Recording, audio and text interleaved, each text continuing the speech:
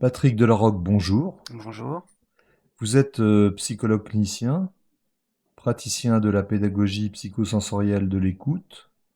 Vous avez été formé, puis vous êtes devenu collaborateur du docteur Tomatis pendant plus de 10 ans.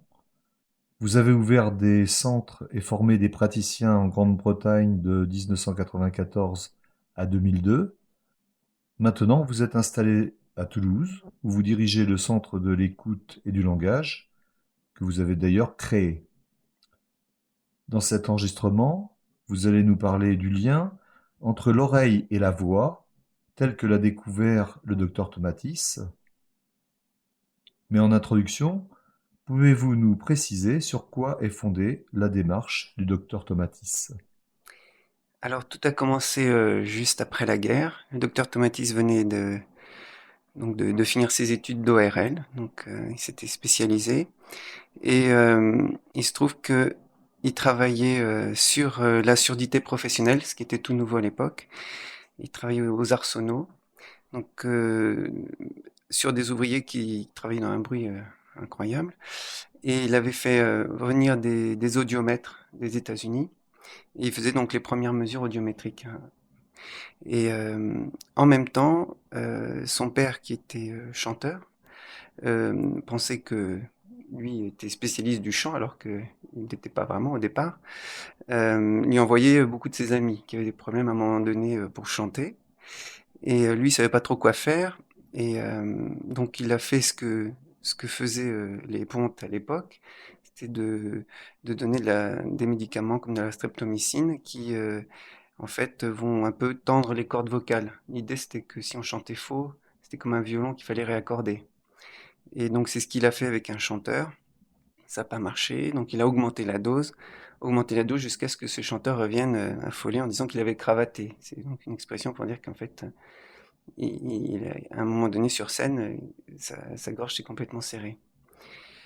Donc, il savait plus trop quoi faire et il a remis en cause en fait cette compréhension de, de, de la correction de la voix chantée. Et comme donc il passait son temps à faire ses audiométries avec ses ouvriers qui avaient des problèmes de surdité, il s'est dit pourquoi pas en faire une sur ce chanteur. Et voilà un peu le lien qui a pu être fait, c'est qu'il a remarqué que euh, la réponse de l'oreille de ce chanteur présentait des caractéristiques qui étaient similaires à celles qui étaient présentées par ces ouvriers qui souffraient de surdité professionnelle. Il y a une perte qui est spécifique pour toute surdité professionnelle qui est à 4000 Hz. Et donc, il a émis l'hypothèse que ce chanteur professionnel souffrait lui aussi d'une surdité professionnelle. Et que c'est parce qu'il s'abîmait l'oreille qu'il avait du mal qu'il perdait son oreille, qu'il perdait sa voix. Donc ensuite, il a travaillé sur cette hypothèse en établissant des filtres. Donc il les a créés à l'époque parce que ça n'existait pas. Donc le chanteur avait un casque, allait émettre des sons et avait le retour de sa voix. Et le professeur donc avait inventé des fils qui coupaient par une certaine fréquence, par exemple les aigus ou les graves, et on s'apercevait que les fréquences émises par la voix qui étaient coupées disparaissaient. Donc il a pu établir ses premières lois Tomatis qui ont été ensuite publiées. Ça fait l'objet d'une publication scientifique à l'Académie des sciences de Paris et l'Académie de médecine en 1957, qui est que la voix ne contient que ce que l'oreille perçoit. C'est la première loi Tomatis qui met en lumière la relation entre l'audition et la phonation. La deuxième loi, c'est que si l'on donne à l'oreille lésée la possibilité d'entendre correctement, et on améliore instantanément et inconsciemment l'émission vocale. Voilà.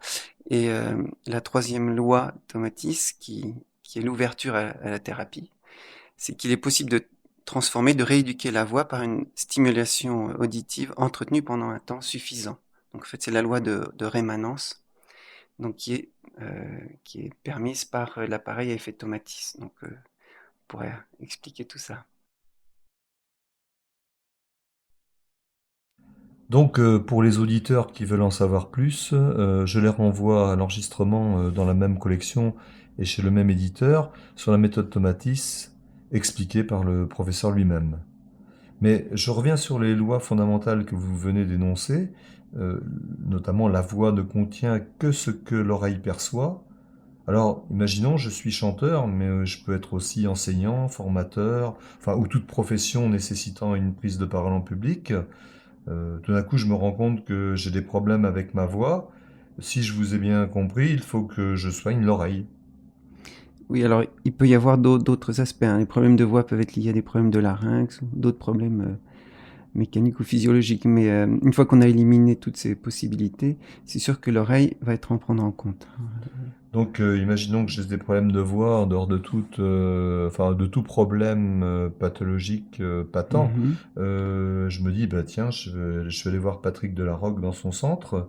Donc, je viens pour une première séance. Qu'est-ce que vous allez me proposer? En quoi consiste la démarche? D'accord. Alors dans un premier temps, on établira un bilan. Donc il y a une prise de connaissance avec l'ouverture d'un dossier d'anamnèse, donc des éléments de santé, le passé ORL, s'il y a un passé d'autres de choses comme ça, le sommeil, l'appétit. On établira aussi comment c'est mis en place la motivation si c'est pour un musicien. Voilà, on fait un petit peu une présentation de la personne et ensuite on fait un test d'écoute qui est vraiment spécifique au docteur Tomatis. Alors ça ressemble un peu à un audiogramme, une mesure d'audition, sauf que là... euh, Nous espérons que vous avez apprécié cet aperçu. Pour continuer à écouter ce livre audio sur Google Play Livres, utilisez le lien dans la description de la vidéo.